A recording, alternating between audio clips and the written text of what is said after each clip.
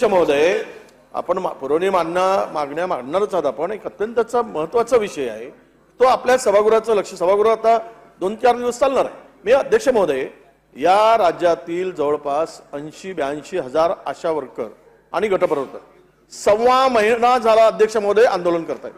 1.25 महिना झाला. तुम्ही मागच्या वेळेस जून 2023 मध्ये 1,500ची वाढ केली आणि आता 1.5 महिन्यापासून या बिचाऱ्यांचा 7,000 रुपयाचा. अध्यक्ष महोदय, 1 मिनिट पूर्ण होऊ द्या ना. आम्ही अर्थसंकल्पीय अधिवेशनाचा पहिला दिवस तुम्हाला पॉइंट ऑफ इन्फॉर्मेशन मांडण्याची संधी मी देईन ना. असं कसं करता? ऐकून घ्या. आझाद मैदानावर बसले आहेत, 1.5 महिन्यापासून अध्यक्ष महोदय बसले आहेत. आपण विनंती आहे आपल्याला विनंती आहे की थोडक्यात संपवा. याच्यावरती भाषण होणार नाही. आपण थोडक्यात सभागृहाला माहिती द्या. याच्यावरती भाषण मी देणार नाही. अगदी थोडक्यात.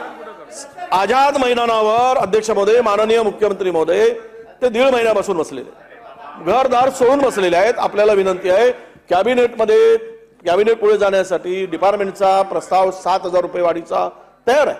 पण का महिनाभर ते सगळे ऊन ताण घरदार सोडून सगळ्या महिला तिकडे आहेत. त्यांची काळजी महाराष्ट्राने घ्यायची नाही का?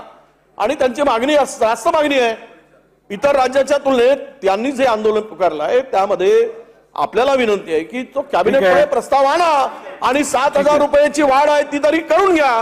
अध्यक्ष महोदय, आज पहिलाच दिवस आहे आणि आज एक मुद्दा इथं उपस्थित केलाय. मी सभागृहाला सांगू इच्छितो, राज्याच्या मुख्यमंत्र्यांनी स्वतः त्यांना अनेकदा वेळ दिला, अनेकदा चर्चा केली. अध्यक्ष महोदय, एखादी मागणी एखाद्याची असल्यानंतर दुसरं सरकारच्या बरोबर चर्चा करताना 2 पावलं सरकारनी पुढे मागे सरकलं पाहिजे, त्यांनी 2 पावलं पुढे मागे सरकलं पाहिजे. त्या आपल्याच सगळ्यांच्या बहिणी आहेत, आपल्याच मुली आहेत. त्याच्याबद्दल सरकारचं दुमत असायचं काही कारण नाही. सरकार त्या बाबतीमध्ये सकारात्मकच आहे.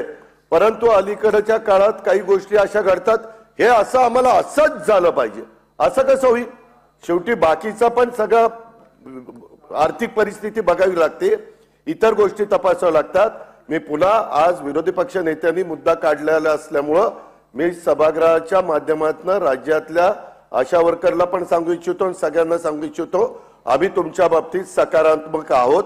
आपण त्या ठिकाणी चर्चेला या, थोडं पुढं मागं व्हा, आपण विषय संपून टाकू, ही मुख्यमंत्र्यांची भूमिका आहे.